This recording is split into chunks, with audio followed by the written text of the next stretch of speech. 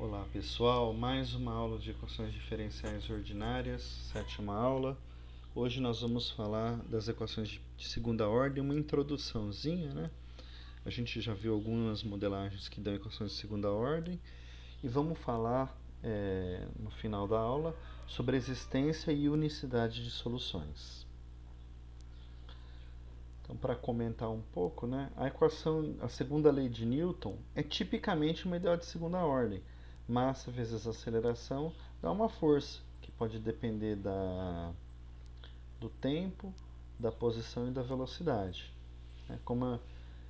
Por isso, muitos problemas de mecânica levam a EDOs de segunda ordem, porque a segunda lei de Newton é uma modelagem importantíssima ali, né?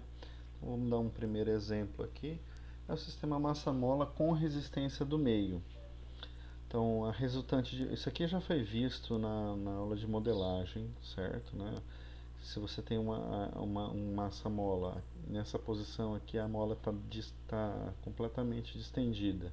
Quando você dá um esticamento X, tem uma força contrária de intensidade de Kx, tem uma força de resistência do ar proporcional à velocidade B vezes x'.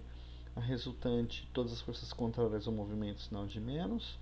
Quando você modela, massa vezes aceleração igual a força resultante, passando tudo para o primeiro membro, fica essa equação aqui, uma equação linear de segunda ordem com coeficientes constantes, como nós vamos ver, tá? As condições iniciais aqui para determinar o movimento são a posição inicial e a velocidade inicial. Então vamos agora introduzir, né? Essa equação aqui, a y duas linhas mais b y' mais c vezes y igual a uma função f de t, é chamada uma equação linear de segunda ordem. Os termos aqui das derivadas de y são lineares, né? É uma constante, podia ser até uma função, mas a gente está fazendo, nós vamos fazer aqui para coeficientes constantes. Então aqui temos constantes a, b e c.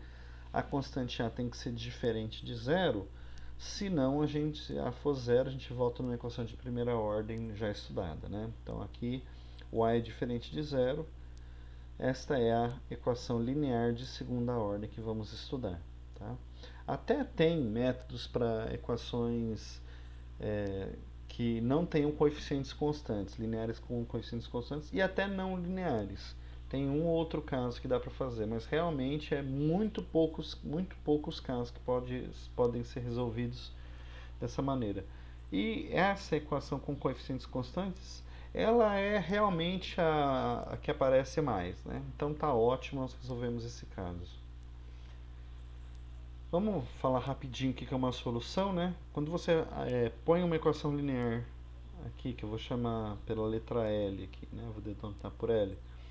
Uma solução de L é uma função y definida no mesmo intervalo i em que a função f está, né? Aquela função final aqui, né? A função f está definida no intervalo i. Então, uma solução da equação linear de segunda ordem é uma função y definida no mesmo intervalo que satisfaz, quando eu substituo, ela fica satisfeita a equação L, né? Dando um primeiro exemplo aqui, vamos pegar esse y duas linhas mais y igual a t, é uma equação de segunda ordem, coeficientes constantes, e a função f é t, ou seja, o intervalo de definição é a reta toda, r inteiro. Né? Mais adiante nós vamos ter métodos para achar soluções, mas aqui por agora eu vou dar a solução, uma solução, né? Há muitas outras.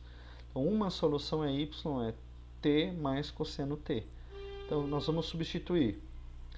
Desculpa a vizinhança buzinando aí. O y é t mais cosseno t. A derivada é 1 menos seno t, né? A derivada do cosseno é menos seno, a derivada segunda é menos cosseno t. Substituindo aqui, o y duas linhas mais o y, eu tenho menos cosseno t mais cosseno t, cortam-se os cossenos, y' mais y duas linhas mais y dá t, satisfaz a equação.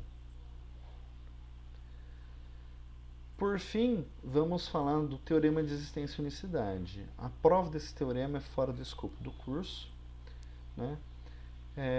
Vamos começar com uma equação linear de segunda ordem. O teorema diz o seguinte: se você me der condições iniciais, que são exatamente dois números, eu vou chamar aqui de posição inicial, mas na verdade é o valor da solução num instante t0 e o valor da derivada da solução no mesmo instante t0. Então você me dá dois números.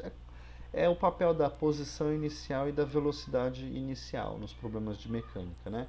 Se você me der dois números, existe exatamente, então existe solução sempre, só que existe exatamente uma solução. É uma existência, essa solução que existe é única, né? Existe exatamente uma solução de L que satisfaz essas condições iniciais. Só para comentar que o instante t0 que está aqui, que tipicamente nós tomamos como zero, né? Se o problema permitir, é um ponto do intervalo i onde a função f está definida. Então a solução está definida no mesmo intervalo, então a condição inicial tem que ser tomada nesse intervalo aqui. Tipicamente, nos problemas, as soluções têm um domínio grande, né? Domínio em R, então dá para tomar t0 igual a zero. Um abraço, pessoal.